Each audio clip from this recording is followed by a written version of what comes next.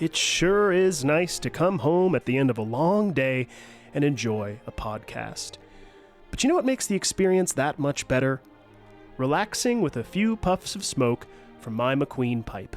At McQueenPipes.com, I was able to find the perfect smoking pipe to suit my nerdy, yet dignified sensibilities. I especially love that each pipe is designed and handcrafted by a true artisan, and that all of their pipes are inspired by fantasy books and movies like The Lord of the Rings. Being a bit of a hobbit myself, my pipe is called the Barrel Rider, but they've also got pipes for wizards, rangers, dragon riders, or even goblins. If pipe tobacco isn't your thing, no worries. McQueen Pipes has got you covered with attachments for vaping or even cannabis. Head on over to McQueenPipes.com and use the code BIOGRAPHERS at checkout to receive 15% off of your entire order. Go ahead, treat your nerdy heart to something you'll cherish and enjoy your podcast listening experience in style with a McQueen pipe. That's Mac like mac and cheese and Queen like the band. McQueenPipes.com and use the code BIOGRAPHERS at checkout for a 15% discount on your whole order. Cheers, everyone, and happy podcasting.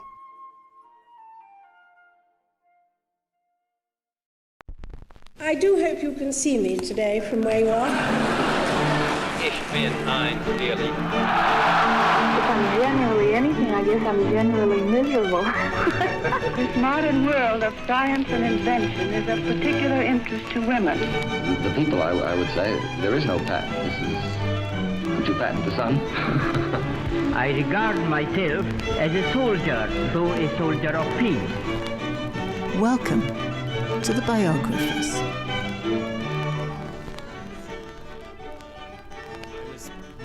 Most of it, I was on like a ADHD medication bender, finishing some writing, and I painted my camper van, which looks really good, by the way. Did you see it as I pulled in? Looks Not awesome.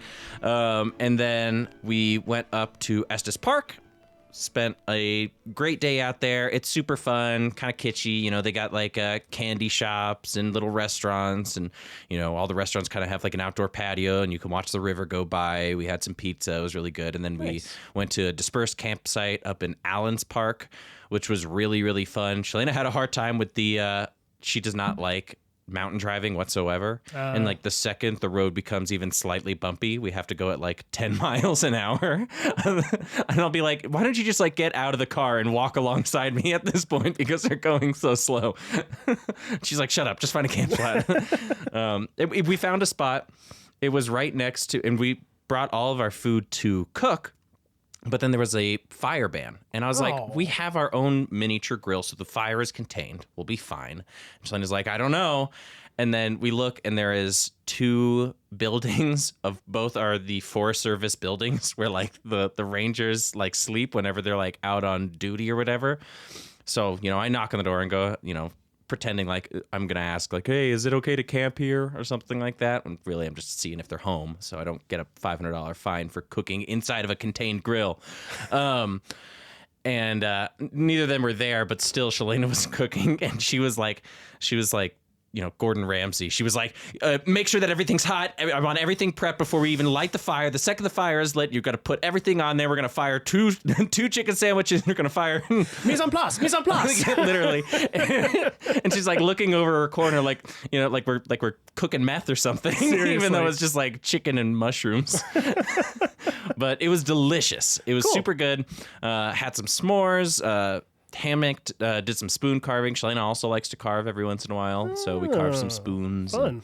Read some books. Shalena just picked up an Agatha Christie novel, so I'm excited to see what she thinks about it. Yeah. I feel like that would be a fun biography at some point. Is Agatha Yes, Christie. that would be fun. I don't know much about her.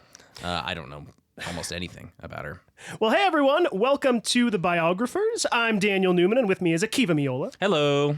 And we're about to get started here. We're going to be going into part 3 of Leonardo da Vinci, but before we get going, I have a couple of shout-outs that I want to give. First and foremost, gotta give a shout-out to Kyle Lowe, who is our first Patreon subscriber. Thanks, Kyle. We really appreciate it, man. Seriously appreciate it. Hopefully this is signs of things to come, and hopefully more of y'all are going to be... Hey, look, if you can afford it, I get it. It's tough times out there sometimes. But if you're able to support us, we are on Patreon. And obviously, as of now, this is all a completely self-funded endeavor. So if anybody is able to contribute and help us keep going, that would be awesome. But Kyle, you are our first one so far. And we just wanted to give you a big thank you. We'd give you a hug if that's your deal. But I also don't want to make it weird. So, yeah, it's not weird. It's not weird. It's not weird. Yeah, guys. Don't pay for a subscription that you think is not helpful or not, I'm fully against that. But if this is something that is really enjoyable to you, something that's meaningful, the support is always appreciated. Yeah, my dream anyways, and hopefully Akiva's dream is shared with me, that I want to do this as my full-time job. That would be really the most ideal situation for me. I love doing this, and I have a blast doing it, and it seems like so far people are enjoying it. At least that's the feedback that we seem to generally get, except occasionally when somebody calls us woke. For mentioning that black people existed in the 1800s. Yes, so sorry for that. Just really weird. I was very worried that we weren't being woke enough, and then this guy left that comment, and I was like, okay, I guess we covered our bases. Yeah, I don't want to get into it. I'm not trying to hate on you, buddy, whoever you are. But hopefully everybody can understand that we do try our best to present history accurately, and sometimes that history is uncomfortable. Not trying to be any type of way, and we do try to keep politics off the table, generally speaking. We try to keep this like kind of like a dinner party, is how I had somebody describe it to me one time. But that being said, sometimes we are going to get into topics of history that are uncomfortable. But anyhow, moving on from that, the other shout out that I wanted to give, you guys have heard me mention her in the past, but it's my Aunt Carol. She has a lovely, lovely, lovely little business where she makes different jewelry, and she's also started making these amazing hat feathers. If anybody has seen our TikTok videos, you probably know I like to wear a good hat. And I'm not talking about a baseball cap, but like a good, not cowboy hat, but like brimmed hat. You know what I mean? And I like a good feather in it. My Aunt Carol is making these amazing clip-on-able feathers from various amazing birds because she lives close to somebody who actually owns a bird sanctuary. And they have all these different amazing exotic birds, peacocks and pheasants and guinea fowl and all kinds of crazy stuff. Yeah, and it isn't just some little like Etsy shop type of stuff. This is like serious, like cool, really, really amazing adornments, handmade stuff. So Biker Carol is really a badass, and everything she does is, I'm very jealous of her wild lifestyle. Yes, she has a very, very cool life, and I love her very much.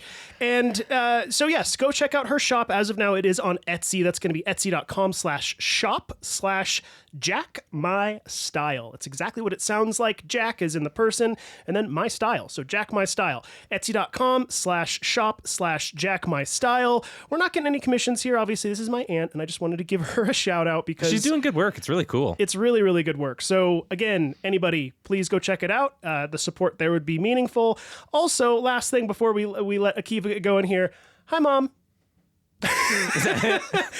My mom has said that I haven't mentioned her enough on the podcast. That sounds like something that my mom would say, but and I'm not unless saying she that in a bad listens, way. I'm not going to say anything. She does listen. My mom does listen. She listens to all these episodes. I'm talking she about said, my mom. Fair enough. My mom said she almost cried at the end of the Jack Daniels series because she felt so attached to the character. So I felt a little bit bad and just wanted to say hi, Mom, and that I love you and that I appreciate your support as well. I don't want you to feel left out of my shout outs. What a little punum. Look at you. I'm just trying my best to be a little good boy. Pat you on the head. So take it away, buddy. Okay, so the last episode of Leonardo da Vinci was a bit of a storm. After becoming a master rank painter, Da Vinci went out on his own, creating some incredible work, but ultimately not enough to sustain himself. Leonardo had been outed as gay and would suffer the social consequences of that as well. All the while, the political scene in Italy had grown to a boil, with Lorenzo de' Medici barely escaping with his life from an assassination attempt that took his brother. In Milan, a succession war had stopped with the return of the younger Sforza brother, Ludovico, taking control from his sister-in-law acting as Duchess Regent. Now, with Ludovico in control and his family name on the edge of a knife, he was looking to employ anybody who could help legitimize his non-successive rule. Leonardo da Vinci had originally applied to be a war engineer for Ludovico, showing off badass machines for battle, but instead would find himself a theater man, making sets and hustling in the Duke's court to gain friends and favor in the hopes that he would become a tenured advisor. We pick up now with Leonardo taking the role of set designer for the Sforza Castle in 1482. While Leonardo had been no stranger to working with others, having spent 7 years in Verrocchio's bottega, the world of theater was very different. Instead of having ample time to work on his projects, plays were set for a specific date, and Da Vinci had no choice but to produce results. As much as it might have felt like a downgrade for Da Vinci to be relegated to making sets instead of war machines, these productions were taken very seriously. In order for Leonardo's not-so-beloved ruler to legitimize his rule, Ludovico made these shows a gigantic production, employing architects, mechanics, musicians, poets, performers, and even also other military engineers. In Leonardo's mind, he was all of these, so he fit in splendidly, being a favorite of the cast and crew of most of these productions. Oh, he was like the what would you call him? What are the behind-the-scenes people on a play? Stage crew? Yeah. Is that what they're called? Essentially, but like the head of the stage crew. Right. Like, but people loved working with a set designer. This guy in particular. Cool. I think it's called like a... there's definitely a word for it in Italian, but I can't remember what it is. But Leonardo's first production that I could find was a show called Mask of the Planets, which was a variety show about the 7 known planets, each of which represents a Roman god. Remember, everybody liked Rome at this point. In this one, Leonardo created a gigantic half dome, which he then clad in gold leaf and hand-carved hundreds of wax stars that would be placed over the holes of the dome. At midnight in this play, a stagehand would light a torch within the dome, and light would shine through the stars in the shape of zodiac symbols around this gigantic golden sphere. Ooh, it's like those kitty toys that, right? They're like the little translucent globes that have all the stars, and you turn them on at nighttime, and your whole bedroom looks like there's stars everywhere. Same thing. That's cool. It's like, what every nerd kid, including myself, would get from like the science museum, except, the size of like a car. So people really liked this, and this stunt had gotten Da Vinci more praise than anything he had created yet, even more than any of his paintings. And he was beginning to amass a crowd of fans at the court in Milan. Leonardo would continue his work as impresario, which is the Italian word, that's the one. For the head of the stage crew? Yes. Cool. The impresario. During his entire 17-year stay, he would be the impresario for Milan, with his most written about show being La Danae, which was a Roman mythological tragedy made in 1496 featuring all of Da Vinci's technical skills. So we're jumping ahead just to talk about theater. The whole time that he's doing everything that I'm going to talk about between episode 3 and episode 4, he's also working, doing stage stuff. So I'm just amazed to hear that he did that for 17 years. Yeah. That's and crazy. that's not even something that we even talk about because we don't have any of the records. Oh, he's like an adult theater kid though. Yeah, a little bit. I like it. Yeah, I can imagine him with like his little scarf and the original Lin-Manuel Miranda. Okay. Except not casting himself as the lead of his own and maybe play. a little bit more talented, I hope. Okay, Hamilton was fine, but like he really just kind of went off the rails with everything Disney, and like it's getting a little tired. We won't get too off the rails, but I'm with you in that I tend to find that every time that there's something in Disney that's like, and music by Lin-Manuel Miranda, you hear it and you go, didn't you already do this song somewhere else like 4 other times? Like he seems like he has one. Hey, it's a one-trick pony. But hey, you know what? It's like what they say about AC/DC. Laughing all the way to the bank. Well, that's another one. But what they say about AC/DC is, hey, if you write a hit, what's the phrase? It's like I can't even remember it now. It's like if you write a hit, keep on writing it. Yeah. It's something like that. I can't remember what it was. Okay, but so getting back to La Danae. What kind of was really interesting about this was the technical skills that Leonardo da Vinci put into the set design.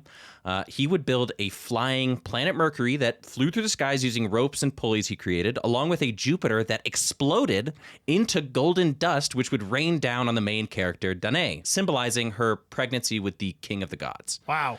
Yeah, so in one scene, Da Vinci would build his most intricate set, called Pluto's Paradise, where he built and painted a mountain that would split in half on stage to reveal the god of death.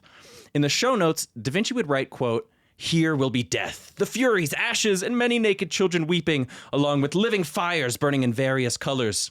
Dancing follows." Dude, that is metal. Yeah, we actually have a reconstruction set that's going to be on the website that somebody built like a miniature of if you want to kind of visualize it, but unfortunately the actual set's been lost to time. And actually, to give that a quick shout out as well, our website, it's been pretty up to date since episode 1 of Leonardo da Vinci, but for anybody that is curious about these images, if you go to our website, thebiographerspodcast.com, there is a link on the very front page that basically says Leonardo da Vinci, and then underneath the description it says companion images. Click there. You can see all of the images that Akiva has been talking about. Yeah. So now, before the big show La Danae, we're going to talk about, when he first came to Milan, which, yeah, his main source was working for theater, but that wasn't exactly paying for all the bills. So he had to do what anyone else climbing the art ladder does. He would hustle. In his first few years in Milan, Leonardo would be shopmates in a studio with one of Ludovico's favorite portrait artists, Ambrogio de Predis, along with his brothers Evangelista and Cristoforo, who was deaf. Leonardo learned a lot about expressing emotions visually by being around Cristoforo, studying how he would communicate. Leonardo writes, quote, "Let your figures have actions appropriate to what they are intended to think or say. And these will be well learned by imitating the deaf, who, by motion of their hands, eyes, and eyebrows, and the whole body, endeavor to express sentiments in their mind." Basically saying body language is key, right? These same ideas would be put to use on one of his first finished paintings since his failures in Florence, which is the Virgin of the Rocks. A wealthy layman's church in town commissioned the entire studio that he was kind of roommates with to decorate their church, with Leonardo assigned to paint the main altarpiece.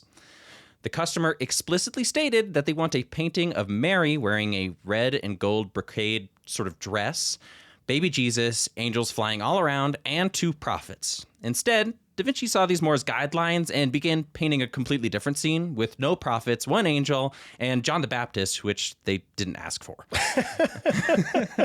He was like, that's nice. Get out of here. Now, at 30 years old, Leonardo had the work ethic kind of necessary to make one of his first completed group paintings all by himself. If you remember, Adoration of the Magi was sort of a similar scene with lots of characters, but he never finished it. And this one is completely finished, and we actually have 2 versions of it. Oh, cool. The scene depicts Mary sitting alongside a tide pool surrounded by rock formations that stretch out to a distant, misty shore. In a style that would inspire later Baroque artists, each body is twisted in motion with a small pool of light illuminating the faces of the traveling group. Now, we could get into the hidden meanings and symbolism behind every character and their clothes, posture, and shading, which is expectedly deep for Leonardo, but the part that I'd love to talk about the most is actually the background. The last time we talked about a finished painting with an extensive background, the Annunciation, we saw awkward, sparse trees and nondescript foliage in Mary's garden. If you remember, it kind of looked a little funky. Yeah. In the Virgin of the Rocks, however, we see a perfectly in-perspective environment that reveals another of Leonardo's interests. Da Vinci wanted an environment where he could control the light source in a natural way, keeping the background dark and the subjects illuminated, so he decided to paint a seaside cave. What I love is that the cave is extremely geologically accurate, being made out of weathered sandstone. Da Vinci even takes it a step further by including the jutting, sharper rock formations above the Virgin Mary's head, known as diabase. Leonardo decided to paint this not only to add a more sharp, angular background, but also because it was true to the natural world. Diabase is often found in sandstone formations since it fills the cracks of the sandstone in its lava form. As the sandstone erodes, the igneous rock is left exposed, still sharp and jagged. So this is a completely fake background, right? What I find so interesting about this is he's not painting a real place. This was entirely imagined up by Da Vinci. He was just observant enough to know that it would be naturally occurring in this sort of made-up scene. I would hope it also has something to do with his boyhood obsession with the cave where he found the whale bones. Yeah, I would say so, because those caves would also be sandstone. Then I feel like that has to be That's bringing it full circle, talk about, you know? I know. And also, as you were saying, this was his first completed background, but I was curious because what was the, I can't remember her name right now, but the painting that we talked about in depth who looks like Ginevra da Vinci. Ginevra, that's the one. I feel like that one had a fairly completed background as well. It did, but it wasn't, like, if you look at the Virgin of the Rocks, the background is far greater in scope and size. He did another one that we didn't talk about where he kind of had some background work. He started working on rock formation, stuff like that. But the field of view was much shorter. Okay. Whereas this one, you can like look almost like a quarter mile into the painting. Interesting. Okay. Showing like these rock formations. Maybe it's just because it's on the mind, but the background really reminds me of a lot of like the cave structures in certain parts of Elden Ring. It's just very dramatic and super, super interesting. And modern scanning actually shows that Da Vinci wasn't entirely pleased with everything. He loved the background, but he did redraw Jesus's hand multiple times. So he wasn't in love with it, but that's okay because he would have to paint a second version soon enough, like I said. After Leonardo and his brothers finished, the church ended up having shallow pockets and tried to buy it for less than what the painter spent on materials alone. So they packed up the giant painting and sold it to someone else to recoup up the dough. But in 1508, the church finally managed to cough up the money, and Leonardo would make a new version now with more subtle posing and an even more contrasting environment. He still wouldn't listen to their like directions. He still painted the Virgin of the Rock scene. This time it was even more dramatic. So, you know, you get what you get. You know, if you show up and you say that you're going to pay for something and then you can't pay for it, you know, you're not going to complain. It's like Pirates of the Caribbean. The rules of being a pirate, they think about them more as guidelines. Yeah, that's kind of how. Well, and I mean, we talk about like every painter during the Renaissance, and there's always a story of somebody being like, "I want this," and they're like, "Fuck you, you get this." Like that's Michelangelo does the same thing. I think the only person who actually doesn't do that is Botticelli, which, if you remember from episode 2, made a lot of actually good amounts of money. He was actually profitable. He wasn't like a starving artist. He was like, it's crazy. If I just do what I'm told, then I get paid. But it is funny. I heard a quote recently from, I can't remember who, was a photographer from, I think, the 1920s who said, if you don't take their money, they can't tell you what to do. Yeah. So I think that might have been the attitude of the artists at the time as well. Yeah. Yeah. So, like I said, we have two versions. The first one is now on display at the Louvre, and the next is in the National Gallery of London. One is the first version, which he didn't quite like the hand poses, but personally, I like the background because you can see more of it. The second one, a lot of people like better because it has more dramatic lighting. But personally, like I said, I love how Da Vinci is such a nerd about geology. So the background for the first one is going to be my favorite.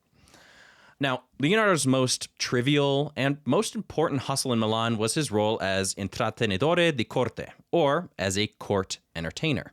I practiced intrattenitore di corte multiple times because there's a lot of T's in that word. I was like, boy, that sounded great. Leonardo used all of his gifts in one form or another, using his artistry to make portraits, his skill as a writer to tell stories and riddles to amuse the court guests, and he was even known to do practical jokes. Oh. Yeah, so some of his jokes were mild, others were completely unhinged. For a tame one, Leonardo came by his studio to see one of his assistants had caught a lizard. Instead of setting it free, Leonardo sculpted a little beard and wings for it so it looked like a dragon and kept it in a box. That's adorable. Yeah, so he's like, I'm going to make you a tiny dragon. And you know, this was a little practical joke. Vasari writes that Da Vinci would, quote unquote, used to throw it at his friends and frighten the life out of them. So he would basically go, oh my God, there's a dragon. And then, like, you know, people would see a lizard and start screaming and running. I'm imagining like an iguana with wings. Pretty much. Yeah. Yeah. If you look on the website image list, there's just like a photo that I found on like Pinterest of just like a lizard with wings, because I was like, obviously we don't have photos of the actual lizard, but I thought it was cute and we should add it anyway. That's cool. Now, while I imagine that prank is popular with kids, Leonardo had far more dramatic tricks up his sleeve for grown-ups. In one of his notes, he writes, quote, boil 10 pounds of brandy to evaporate, but see that the room is completely closed and throw up some powdered varnish among the fumes. Then enter the room suddenly with a lighted torch, and at once it will set ablaze. Oh my God. So like, imagine you're just like in a courtroom in, Milan. It's a castle, right? Stone walls, so you don't have to worry about any burning. And you're like, what is this smell in here? What is going on? And then Da Vinci comes in with a torch and all of the atmosphere is set on fire. That seems insanely dangerous, but also awesome. And he's like, hello. Hey, if you're gonna make an entrance, that is the way. I like how he was close all the doors. We cannot have these people breathing regular air. It has to set on fire. It seriously reminds me of like a rock star coming on stage and there's pyrotechnics. Yes, that's exactly what I'm thinking of right now. I bet you he used it in theater. There has to have used it in Makes sense. Some setting. Yeah, coming up with alcohol vapors exploding.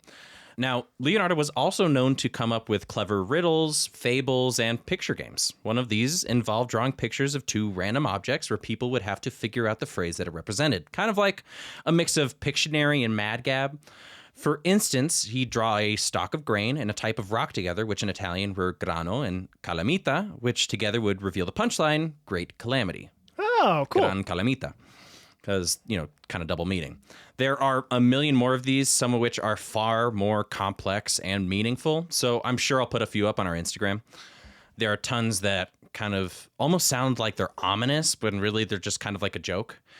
To kind of paraphrase, there's one where it's just like puffing out of breath and then you suddenly lose your vision and fall unconscious. And people are like, what does that mean? What does that mean? And it's just blowing out a candle and going to sleep. Sure. So kind of jokes like that. Anyways, the best trick up his sleeve, in my opinion, were his visi monstruosi, otherwise called Leonardo's grotesques. These were likely used to make fun of rude people or as the punchline of a joke, and are one of the earliest forms of caricatures I could find. Yeah, so his drawings would be of people with odd features, which he would draw to ridiculous proportions. Some with giant foreheads, massive underbites, or stubby noses and gigantic upper lips. Fun fact, Leonardo's grotesques would be used as an interpretation by John Tenniel when he made The Ugly Duchess in Alice in Wonderland.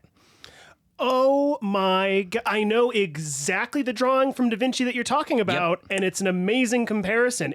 I was trying to think of, because you sent me the list of the images beforehand, and I took a look at a bunch of them, and I've always wondered, I've seen these really grotesque looking people, and I always kind of thought, like, is he just like Picassoing this in that he's kind of exaggerating this kind of stuff? But you talking about it as a character drawing makes perfect sense, and it reminds me of the mad scientist from The Nightmare Before Christmas with his weird lips and teeth and stuff that like move around. Sally, that guy, I would bet hard American cash that was a huge influence for those people. These would circulate all over the place. If you remember the original or the original Duke of Milan, I want to say Galeazzo, from back when he was living in Florence, he did sort of a caricature of him. He made him like all wrinkly and nasty when he was instructed to, sort of paint that helmet, if you remember. Yeah. And then as time went on, he was like, you know what, let's just get a little crazier with it. And at this point, it's just full-blown caricatures. Some of them are like hilarious. Others are kind of disturbing. To me, they more go towards disturbing. It's very like, ugh. It's because they're too well drawn. I think that's what it is. Yeah. If it was a little cartoony, then like that would be fine. But a lot of these are like, oh God, that looks like a real person, but a real scary person. Like a goblin person, for sure. Yeah, and if you remember, he's a huge fantasy nerd too. So there's definitely some influence there. A fan of what? Sorry, a fantasy nerd. Fantasy nerd. I thought you said he's a fan of... Sea nerd? That's what I thought. I was like, a fan of sea nerd? Who's sea nerd? Was he like a satirist or something? Oh my God. Okay, so now what really cracked me up about these were actually how he got his inspiration. Lomazzo, a near contemporary biographer, said that Leonardo would walk around the streets of Milan, and when he found someone with peculiar features, he would invite them over to dinner. Lomazzo writes, quote, "Sitting close to them, Leonardo proceeded to tell the maddest, most ridiculous tales imaginable, making them laugh uproariously. He observed the ridiculous things they were doing, impressed them on his mind, and after they left, he'd retire to his room and make a perfect drawing." So this is why I love this podcast, by the way. I never would have dreamed that Leonardo was a funny guy. Oh, yeah. Do you know what I'm saying? Like, maybe that's a silly thing to even bring up, but like, I think of him as this just like reclusive mad scientist artist who just would lock himself away. I mean, that was the imaginary image in my brain that I had. Again, this is why I love this podcast, because learning that makes me see Da Vinci in a completely new light, that he was a funny entertainer guy. And I think we sometimes conflate the idea of a genius with somebody who is completely unsociable. When, like, that is the opposite for Da Vinci. Sure, there are other, you know, smart people in the world who were sort of a recluse, but a lot of the times that was not the case. And Da Vinci is a strong exception to this. He loved hanging out with people, was great at cracking jokes, literally saw people who looked funny on the street and be like, come over for dinner, I'm going to draw you. And then, like, he would show his friends, he'd be like, look at this dude with a whack-ass forehead. Like, and then, you know, and share that with his friends. And yeah, I feel like he'd have to be funny if he was hired as the court entertainer. Yeah. You know? Yeah. And that's a lot of people at this time who were very talented. That was their job at first, because there weren't strong, hard lines between professions. So, like, it would not be weird for somebody who designed war machines to get into theater.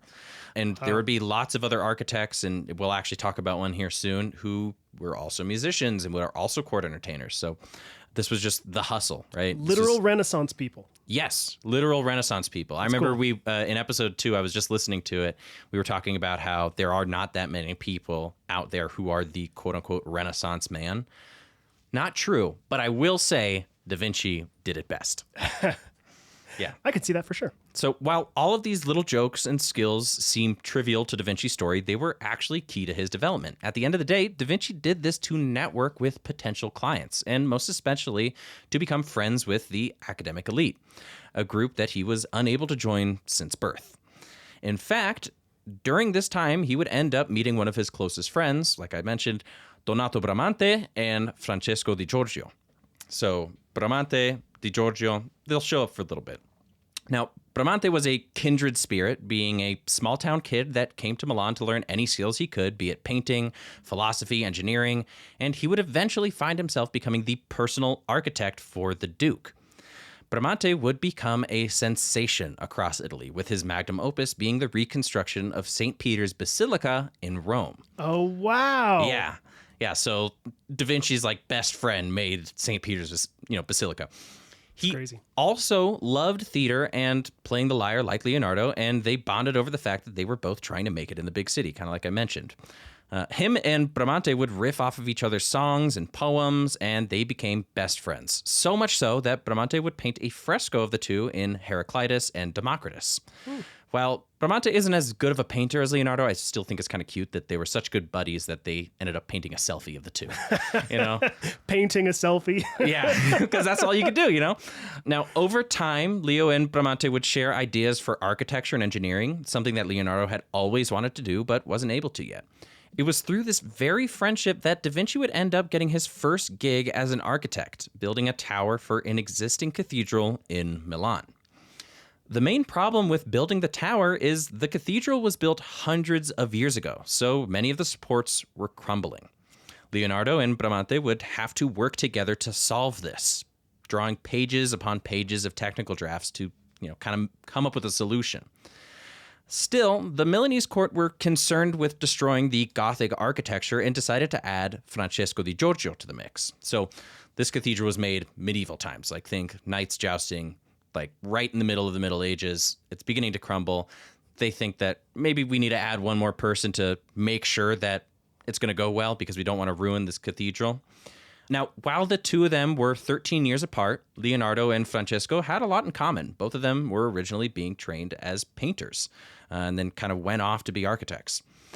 As much as Leo and Bramante didn't want to add another mind into their pet project, Francesco had the age and experience to help them finish the job and would end up giving Leonardo access to something that would cause him to produce one of his most famous drawings so far.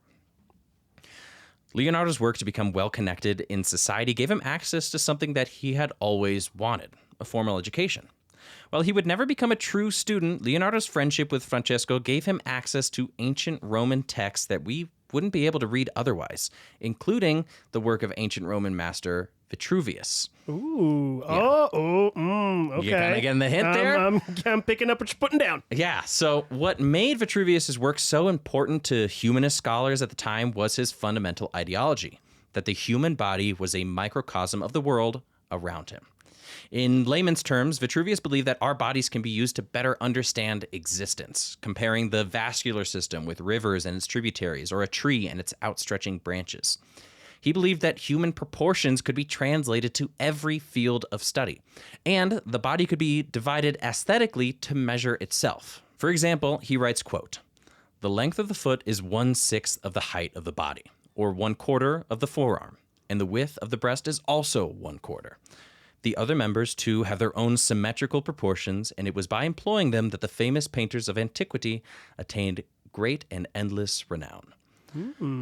So, thanks to his new university access from his friend Francesco di Giorgio, Da Vinci would double-check and edit Vitruvius's work, not relying only on ancient wisdom. He was still a bit of a skeptic.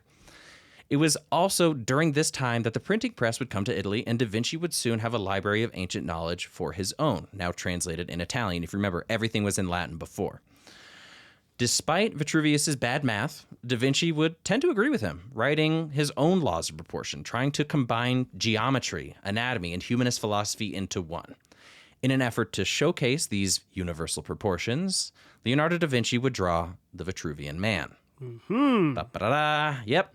So this was one of those drawings that I never knew what the significance of it was, but it was here that Da Vinci would use geometry to see if he could find a universal law for human proportions, and by extension, a universal law for the world at large. It's also believed that this is a self-portrait of Leonardo, now around 38 years old and in his peak physique. As an aside, Leonardo would write, quote, "The height of one's head is 1/8 of the total length of their body." Stan Lee and John Buscema would include this same rule of thumb in How to Draw Comics the Marvel Way, which would publish 488 years later than Da Vinci, and about 2,058 years later after Vitruvius. Jeez, that's wicked cool. Yeah. So, like, cool. Marvel Comics is almost based on, or at least the principles of drawing for Marvel Comics is based on the Vitruvian Man. Yes. Wow. Yeah. And maybe not, on purpose, but the fact that Da Vinci would divide the human body by its own members and lengths is the same thing that Stan Lee would do. I would be shocked if Stan Lee was still alive. If you didn't talk to him and have a conversation, I bet you if we end up doing a series on Stan Lee, we would find out that he was probably obsessed with Da Vinci at one point as a kid as well, like many of us are, like you were, I know. Yeah. And I bet you anything he was learning to draw and looking at what Leonardo was doing, and then saw things like the Vitruvian Man and went, oh, there are rules to this. You know what I mean? And it probably wasn't even Stan Lee that fully figured that out to begin with. There were probably others before him that figured that out too. But it's collective knowledge that is passed down from Vitruvius. It's amazing. Someone older than Jesus. It's crazy. Like this guy lived 58 years or 90 years before Jesus did. It's crazy. But he wrote it a couple of years after that. But anyway, like, what I think is really interesting about this is just the fact that it's just generational knowledge that's passed down. I think the most important lesson for Da Vinci at this time was actually that while you can go far with observation, wisdom is the direct result of friendship, which is kind of what Stanley and John Buscema would do too. Talking about inspiration, Batman was inspired by Da Vinci. The first flying machine that Da Vinci would use and maybe eventually test was the inspiration for Batman's character design. If you think about sort of the bat wings on his machine and the bat wings on Batman's cape. I just threw you. This is an audio recording, so you can't see me, but I just threw my head back, closed my eyes, and nodded because I know the exact drawing you're talking about of the flying machine, and it's got the same arcing kind of bat wings. Yeah, the bat symbol. Mm-hmm. Yeah, that's like the original Batman even logo, where his cape, I don't know if you know that, but the original Batman logo was much more of that the ilk. Cape is where scalloped. It was, yep. Yeah. That's amazing. Yeah, so I think the most important lesson to take from Leonardo's time in court was that while you can go far with observation, wisdom is the direct result of friendship. Unlike the quote-unquote suffering artist archetypes at his time, such as Michelangelo, Leonardo became who he is by not only being curious, but also social. By doing silly stuff like plays and pranks and riddles, Da Vinci surrounded himself with people he never would have met otherwise, and their collaborative effort led to discovery. It's like you and me. If I hadn't gone, dude, I want to make a knife. Yep. I wouldn't have gone to a forge. I wouldn't have met you. We wouldn't have become friends, and we wouldn't be doing this podcast together. I know, right? And now, I'm enjoying writing this podcast as much as I enjoy making knives. Sometimes even more, that honestly. makes me very, very happy to hear. So, soon after his studies of the Vitruvian Man, Leonardo da Vinci would strike gold and take on his first direct commission from Ludovico Sforza, Lady with an Ermine. To paint you a mental picture, Lady with an Ermine depicts a similar character as Ginevra, a teen girl with ivory skin wearing a blue and red silk dress, with her hair pulled tightly into a bun, as was the fashion. However, in this painting, the girl is turning her face out of frame and is petting a silky white ermine, which is kind of like a ferret, while holding it in her arms. I know exactly which one you're talking about. Mm-hmm. So our subject is named Cecilia Gallerani. The child of a well-educated middle-class family, she was written by many to be, quote, as beautiful as a flower. And her brothers worked hard to set her up with a marriage that would let her live her life in comfort. She was set to betroth Giovanni Milano Visconti, the heir of the second richest house in Milan, who previously ruled as dukes before the Sforzas took control. 4 years after the marriage was decided, something changed. While it's uncertain, it would seem that the contract would be ended by Ludovico Sforza, who said he was in love with both her mind and beauty. Despite Sforza's marriage contract with his wife Beatrice, Cecilia would move into the court to be with the Duke of Milan as sort of a mistress. Ooh. Yeah, so Scandal. as much as Ginevra and her story will always be the most compelling painting for me, I would consider this Leonardo da Vinci's most technically impressive portrait yet. Not only is her pet painted as perfectly as she is, but Leonardo puts an expression on Cecilia that once again expresses the subject's true emotions. She's neither laughing or crying, but she seems so much more alive than Ginevra. If you remember, you kind of said dead eyes, which it's kind of true with her. I think it was intentional for Ginevra, but Sure. For Cecilia's portrait, she just looks more lively. It feels as if she's in the company of people she knows and is trying to work out how to react to her situation. Her face is expressive, but I can't fully say what she's thinking. It's almost a confirmation bias thing with her. If you think she's nervous to live within the Duke's court, she is. If you think she's looking out longingly at Ludovico, standing in the light, she might be as well. It's just whatever you kind of picture her to be reacting to. If you think she's sad and protecting, her pet, holding it dearly, like I said, confirmation bias. It was like in early filmmaking, like I think it was the 20s, there was an experiment that a director did where he took this very, very well-respected actor and he said, I want you to give me the most expressionless face that you can possibly give me. And he filmed him. And then what he did is he went to the editing room and he would cut back and forth between that actor's expressionless face and all of these different things. So one was like a picture of a woman in a coffin. Mm-hmm. And then another was like a sunset and so on and so forth. And it's amazing because your brain does exactly what you're talking about, where depending on the image that you see and then cutting to this expressionless actor, you almost feel that that's the emotion that they're representing. Wow. That's even expressionless. Yeah, I totally agree. It's amazing to hear you talk about this in an artistic sense during the Renaissance. Yeah, I mean, this is before pictures. We are physically unable to realistically depict how a person is. So expressing sort of their true emotions in the form of a portrait just seems natural because we're humans, and humans don't just see with their eyes, we see with our minds. And I think kind of Da Vinci kind of figures that out a little bit. Now, as for the ermine part in Lady with an Ermine, it's likely that this particular animal was chosen to signify something. With puns being popular at the time, the ermine, or Galilean Greek, would be a play on her last name, Gallerani. A white ermine also represents purity for Leonardo, writing, quote, the ermine would rather die than soil itself. It would rather let itself be captured by hunters than take refuge in a dirty lair. So, maybe captured by hunters, Ludovico, taking her previously betrothed. I kind of see a connection there.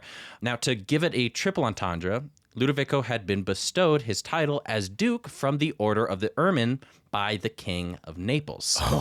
So triple meaning just with adding a pet into a portrait. That's wild. Now, to wrap up Cecilia's story, her relationship with the Duke was brief. A year after her moving in, she becomes pregnant with Ludovico's kid, and he promptly married her off when she was no longer useful as a mistress. As soon as the door shut behind her, Ludovico would pluck someone new from his wife's ladies-in-waiting and make a mistress out of Lucrezia Crevelli. In an effort to woo her as well, he would ask Leonardo to paint another portrait called La Belle Ferronnière. Leonardo seemed to put his heart and soul into painting Ermine, yet scholars see Ferronnière as lackluster. It's believed by many that it was churned out to please the Duke, not because it was truly inspired. I feel like there might be personal reasons for this. Da Vinci's very first painting would be of Cecilia, and it's safe to say that he got to know her quite well in the years that it took to paint her. But immediately after he's finished with it, Ludovico replaces her for another mistress who works for his friend who got him his theater gig. Yeah. Duchess Beatrice de Este, Ludovico's actual wife, right? So I was going to say, I think I remember that name. Perhaps in disapproval for Ludovico's misogyny or in solidarity with his friend Duchess Beatrice, Da Vinci kind of phoned it in this time. It's still incredible. If you compared it to another painter at the time, you'd still think it's better than theirs. But compared to Lady with an Ermine, they're so close in the same time that and you can see how quick Ludovico switches interests, because the painting is made with the exact same tree. So they're painted on walnut, and the panels are from the same side of the same tree, which shows that these paintings happened like not even a couple of years, after one another. That's wild. Yeah. So Leonardo would often write notes in his journal complaining about the hoops he had to jump through to stay relevant in Milan, often sacrificing his desire to make good art for pleasing rich socialites. So there's kind of some more reason why he might have made Ferronnière lackluster. Even if you look at the painting, she kind of looks pissed off, which I wonder if that's, Lucrezia's face or Da Vinci's, Well, it would seem that the effort nonetheless would make Ludovico happy, and it would pay off. Beginning in 1489, Ludovico Sforza would reconsider one of Leonardo da Vinci's first offers in his application letter from 7 years ago. Having fully taken control, the Duke of Milan would commission him for a bronze statue of Francesco Sforza atop a mighty steed in full armor. Ooh. So if you remember at the end of the application, he says, I can make a statue of your father to immortalize the family glory, right? 7 years later, Ludovico says, you know what? I like these paintings. I like you. Let's do this sculpture, right? So Leonardo does this sculpture. Mm-hmm. I didn't know that he was a sculpture guy. I know. Well, we'll get into the history of it, and we won't reveal the sculpture until episode 2 because there's a bit of a long story. Okay. This is kind of like the theater gig, something that he would work on from this point till the end of his time in Milan. Okay. Right? So this turned everything Leonardo was doing on its head. Seemingly overnight, Leonardo went from sharing a studio with 3 other court artists to becoming one of only 4 primary engineers with a full salary and accommodations. Snap. Yeah. So what accommodations, you ask? Well, House Sforza set Leonardo up with his own full studio in Corte Vecchia, a full-blown medieval castle featuring armored guards, stone towers, multiple courtyards, and a moat. Dude. Yeah. Old Leo's moving up in the world. Yeah. Literally, like you're living in a place with a moat. Come on. Dude, one of my all-time dreams. I know, right? I mean, come on. What child, especially male child, I'm not going to try to stereotype too much there, but come on. What living boy with a would not want to live in a castle? Yeah, what boy, especially people like you and me that grew up loving like medieval knights and stuff like that. It's like, when you see a moat, you're like, oh, dude, I need a moat. This is legit. Yeah. Yeah. Which, by the way, Leonardo also loved moats because he would spend all his time out there drawing dragonflies. Because there was, dragonflies running along the water, and he would just draw them all the time. That was like his favorite place to like hang out when he was just trying to cool down after a long day. That's so cool. Yeah. So Leonardo finally had the resources and work ethic he needed to thrive. And these next 10 years of his life would be his most productive. As a researcher, it truly feels like I'm reading a biography for 4 people, considering the depth and scope of his studies during this time.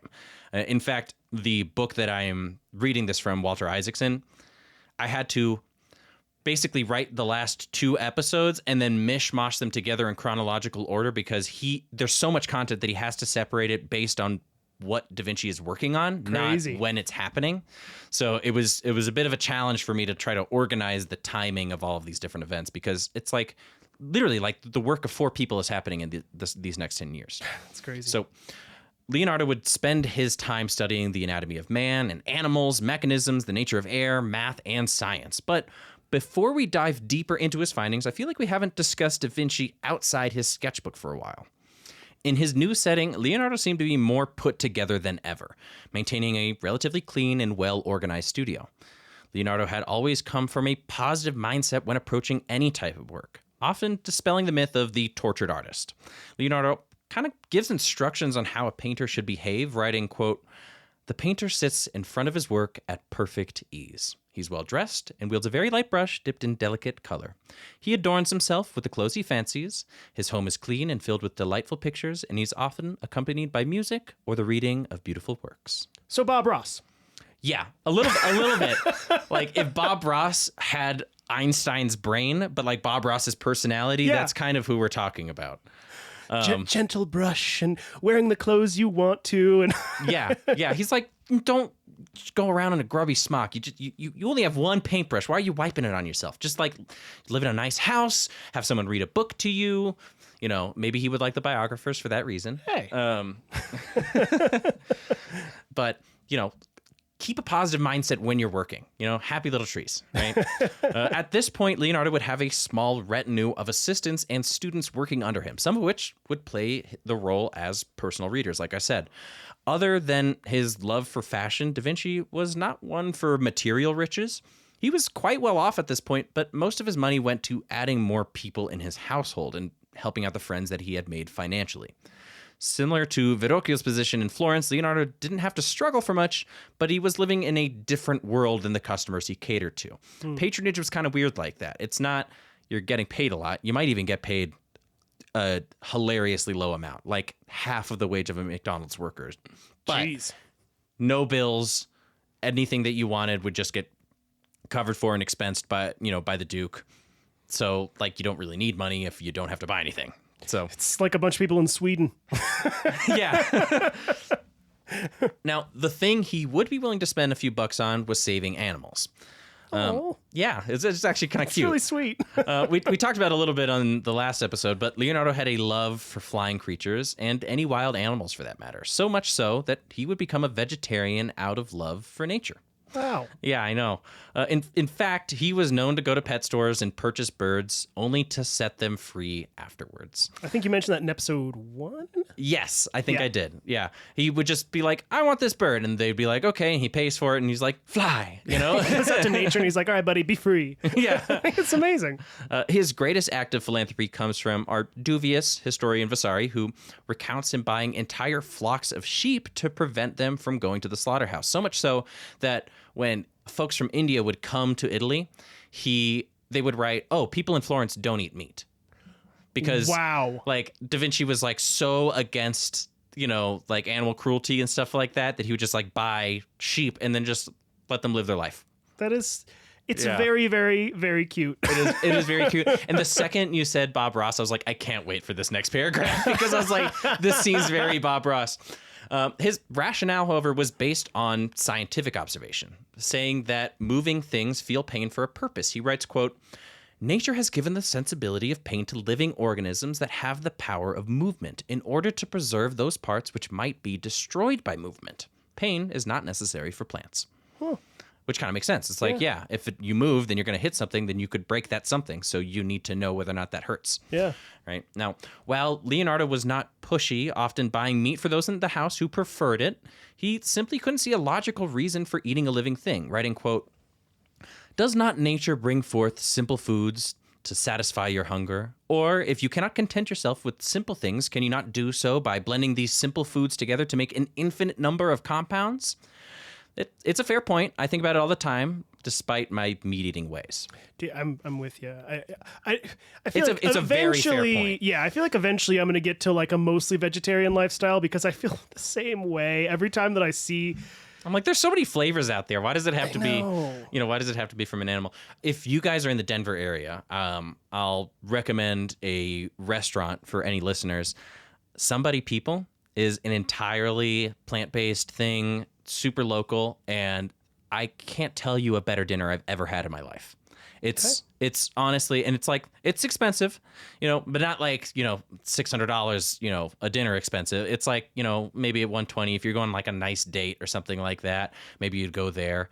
And they have like 5-course meals where it's just incredible. And I think about, just like you said, an infinite number of compounds. I had like risotto that I could have sworn had, like real cheese on it. And I was like, this is delicious. I'm just amazed he was able to do this at that time. Yeah. Right? Where, I know that they were growing vegetables and everything like that too, but it feels strange to hear that somebody was able to live a vegetarian lifestyle in a place like Italy at the time. And talking about the diet at the time, a lot of the time they would supplement not only just like your basic, food groups, grains, that type of thing, with also just like foraged foods. Remember, there's still massive amounts of wildlife, massive amounts of plant life. So like, and also massive amounts of food knowledge. I was thinking about this when I was going camping in Estes. I was like, I bet you I'm surrounded by plants that I could eat, but I just don't know that I can. It's like pine, like actual pine wood. Mm-hmm. If you shave it, if you take off the bark and shave it down, you can eat it. Really? Yeah.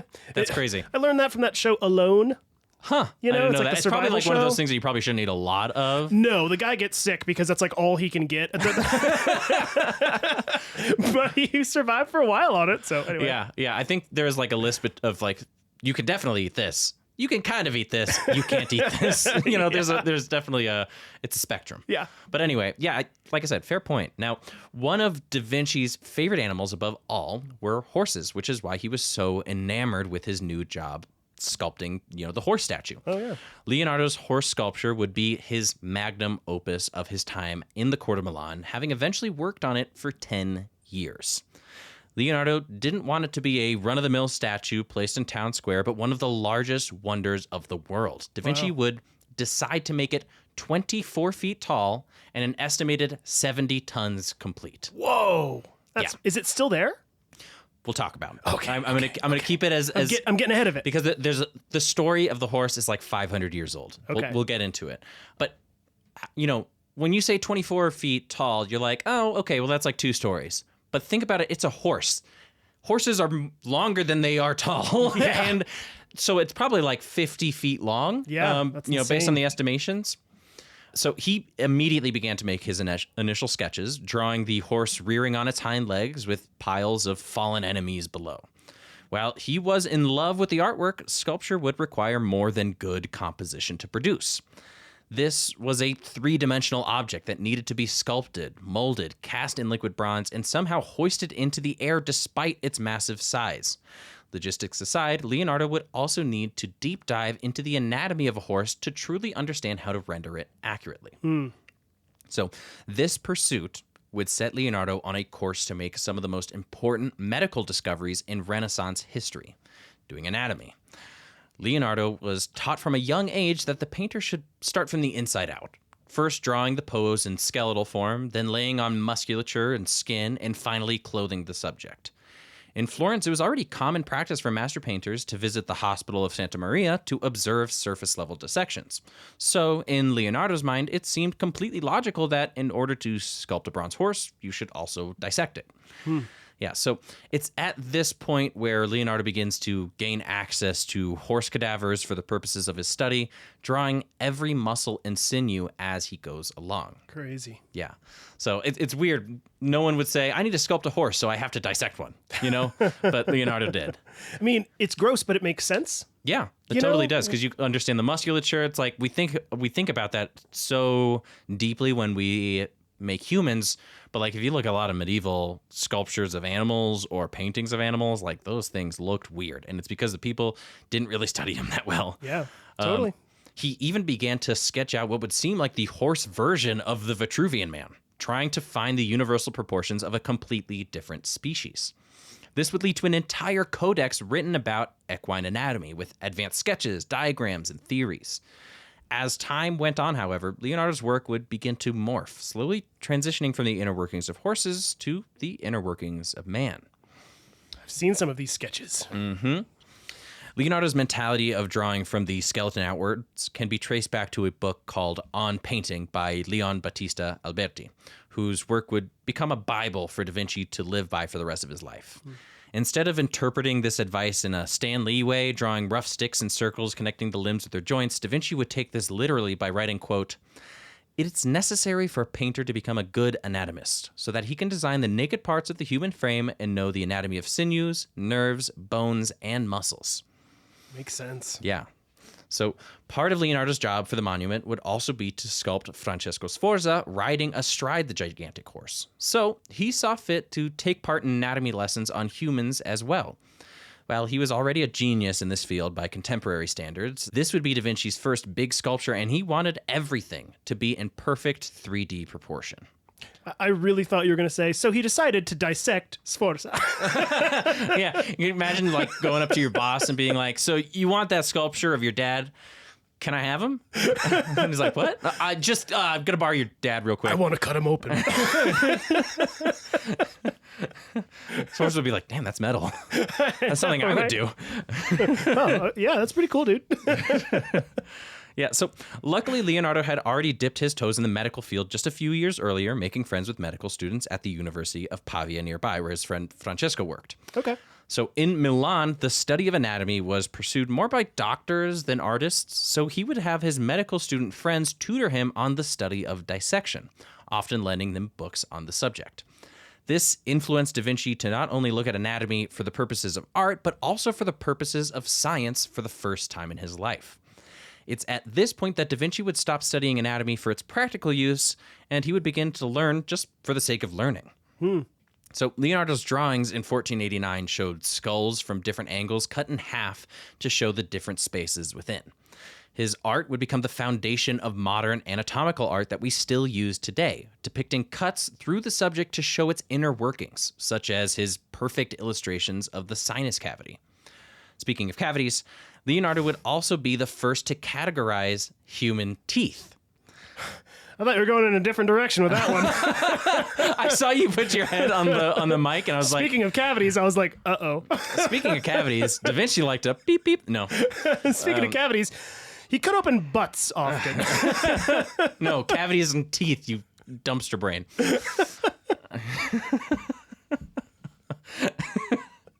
Have we mentioned he was also gay? Okay, all right. Had to. Wow, Had low-hanging fruit. I know. Okay, so now, like I said, he would study and categorize teeth, defining their shape and purpose and the roots to hold them in place, making him one of actually the founding pioneers in dentistry. Like, if he wasn't known for all the crazy stuff that he's known for now, like, he kind of made dentistry happen. Well, you know what they say. DDS doesn't stand for dumb, dumb, stupid. Who says that? Where? That's a joke from Parks and Rec. Aziz Ansari says it. Oh, okay.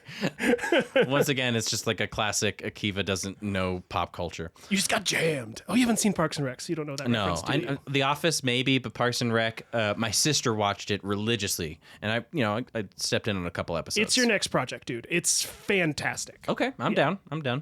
So soon he began asking questions that had nothing to do with the Sforza monument at all, writing a checklist asking questions like, quote, "What is a nerve, and what causes the eyes to move, and what makes one eye move the other?"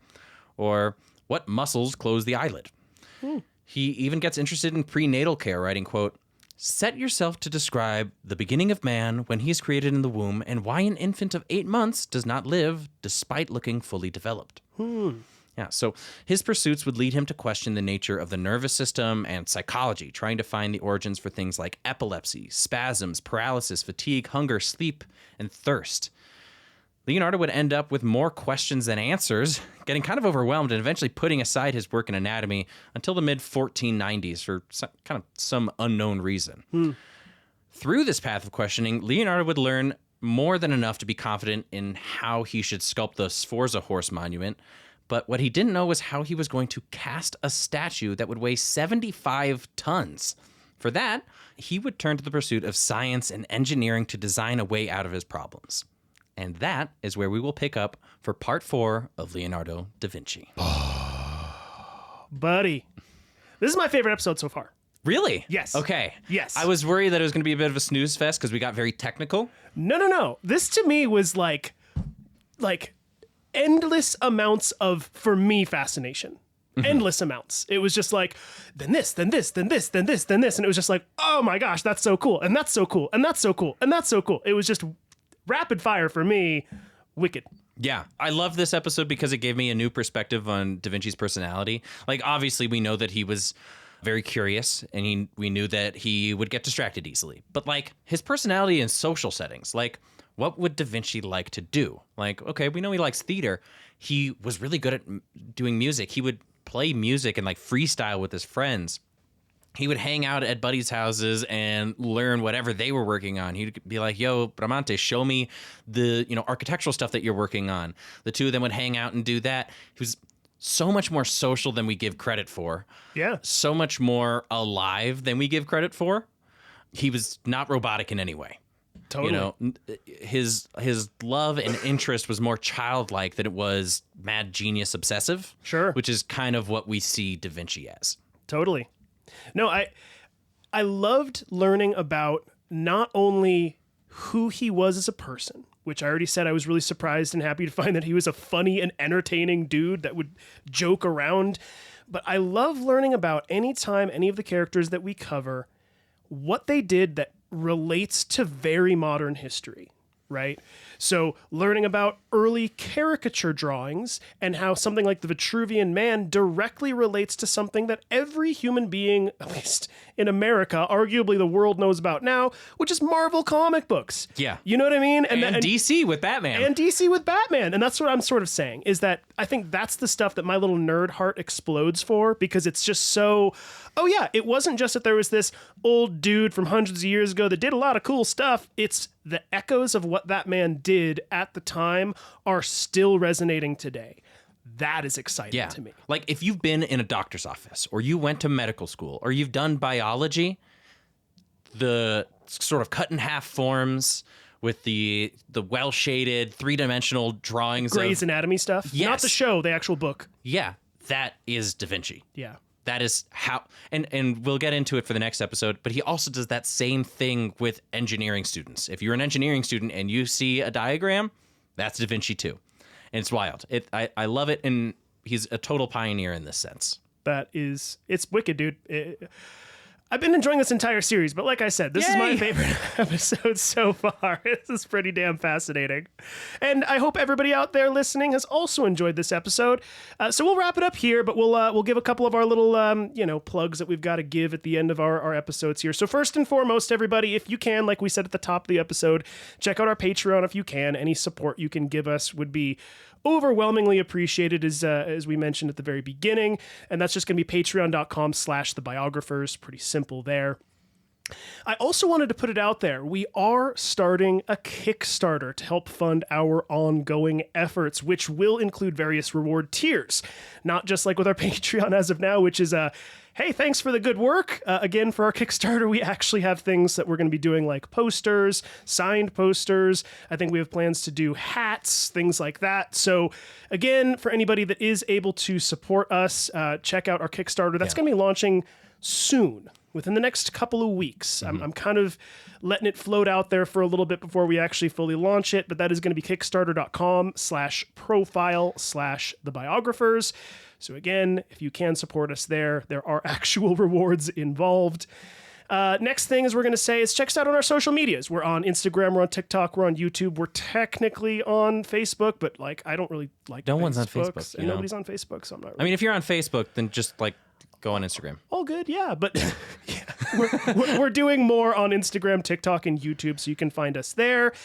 Next up, check out Metalwork by Miola. That is Akiva's website, and as we've mentioned many times, Akiva is a knife maker, a bladesmith, also a blacksmith, but much more of a bladesmith. Honestly, I'm more blacksmith these days with how much I'm working for Otto. Well, that's true. Yeah.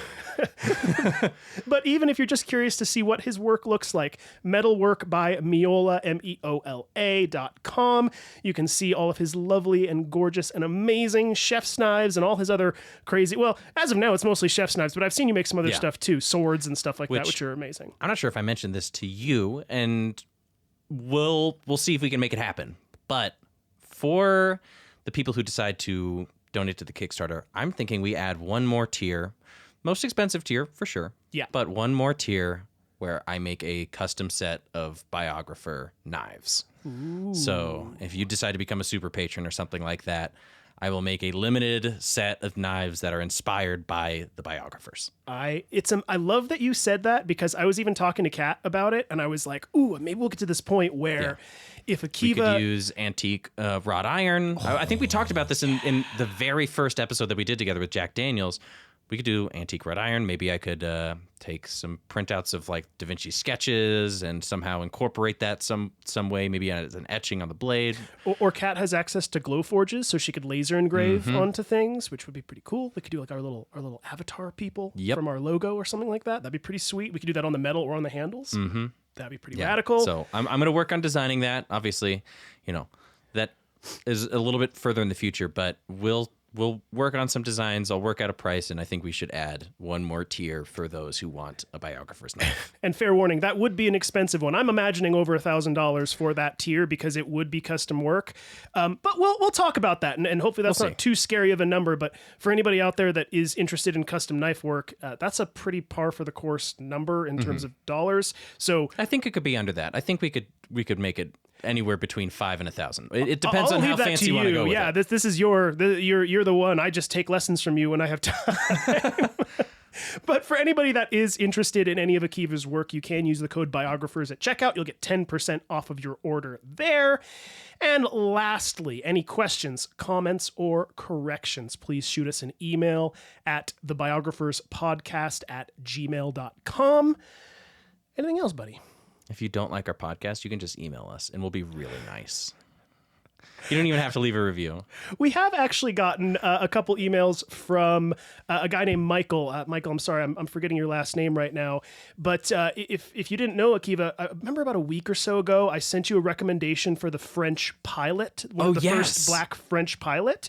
That was actually our listener, Michael. It was his suggestion. Ooh. So, yeah, get a little shout out to Michael there. Thanks for shooting us an email. We do read emails that people send to us, and we try to respond as much as we possibly can when we get them.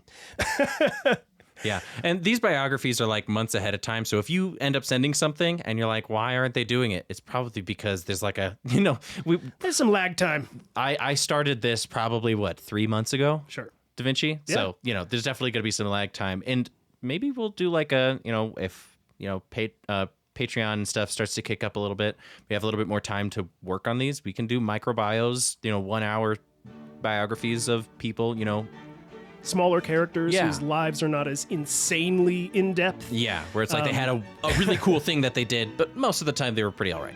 Right. I would be totally into that as well. There was even a point in time where I found like collections of stories from certain people for certain periods of time, but this is all exploratory stuff, and maybe that'll even just be extra stuff we can add to our Patreon for supporting us or something, and you get access to that. That would be a great idea, actually, adding some microbios to the Patreon. We could do something like that. Well, thanks everybody for listening once again. We do appreciate you. And as I always say, remember, ignorance is not stupidity. It is the absence of knowledge. And I do hope you all learned something today. Thank you. Bye. Have a good one. You've been listening to The Biographers. For more information, please visit thebiographerspodcast.com.